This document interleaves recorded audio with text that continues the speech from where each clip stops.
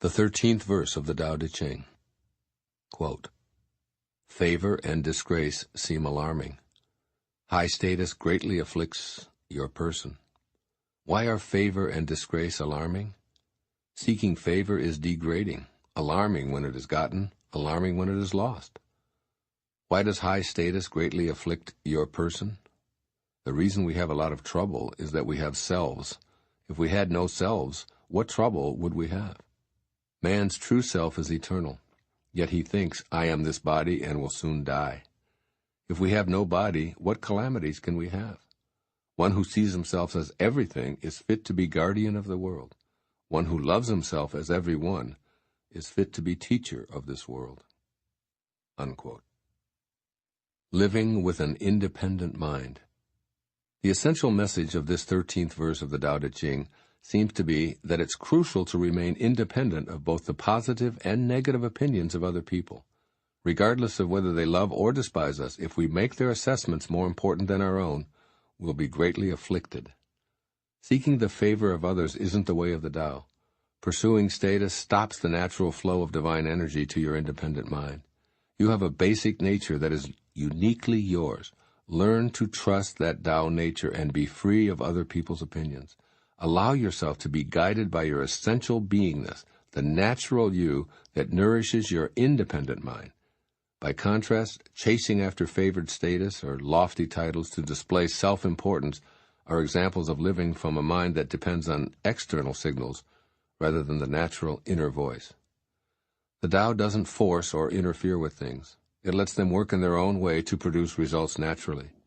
Whatever approval is supposed to come your way will do so in perfect alignment.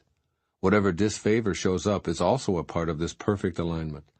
Lao Tzu wryly points out that pursuing favor is alarming regardless of the outcome.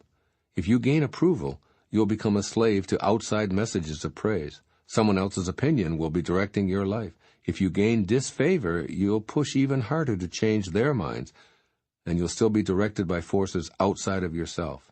Both outcomes result in the dependent mind dominating, as opposed to the way of the Tao, in which the independent mind flows freely. This 13th verse insists that ego and the need for importance are troublemakers that are energized by your in-the-world self. The way of the Tao is to be aware of your eternal nature and step outside of yourself or your body. No ego means no trouble. Big ego equals big trouble. The Tao Te Ching rhetorically inquires, if we have no body, what calamities can we have? If you ask yourself this question, you'll discover a divine invisible soul that's independent of the opinions of all the afflicted seekers populating the world.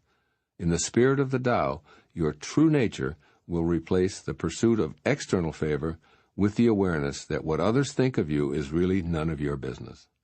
Practice the following principles in Lao Tzu's message and gain immeasurable inner peace. You'll be in balance with the natural law of the universe, living with an independent mind in the spirit of the Tao. First, practice trusting your own inner nature. Every passionate thought that you have regarding how you want to conduct your life is evidence that you're in harmony with your own unique nature. Your fervent belief is all you need.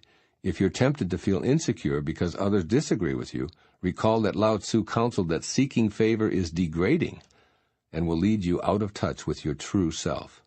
Give yourself permission to remember that you're not only your body, and that others' opinions about what you should or shouldn't be doing probably aren't taking into account your true eternal being.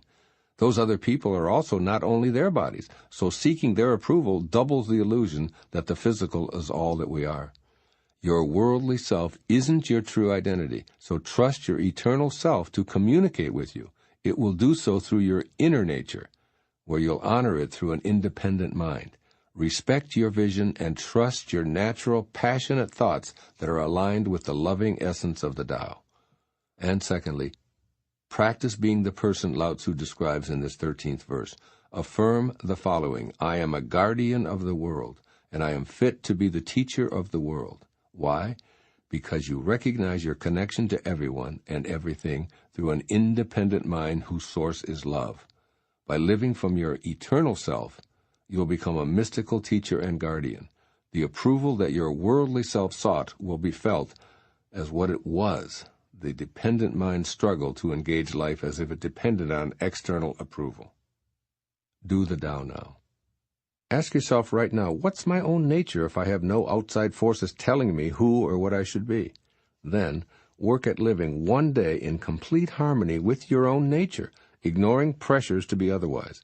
If your inner nature is one of peace, love, and harmony as a musical genius, for instance, then act on just that, just for today.